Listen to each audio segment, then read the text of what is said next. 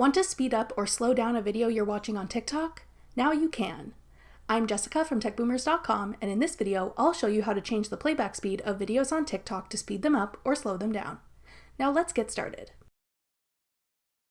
To change the playback speed of a TikTok video, open the TikTok app and go to the video you'd like to watch.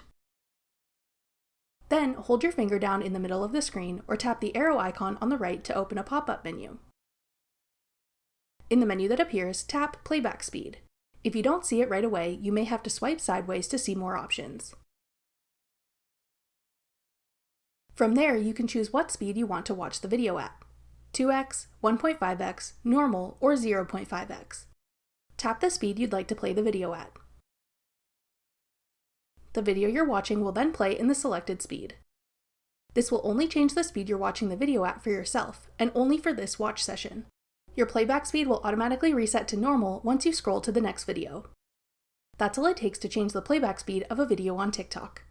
To learn more useful TikTok tips, check out our playlist of TikTok tutorials.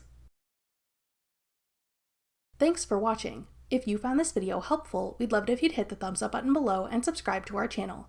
We put out great new tech tutorials like this one every week.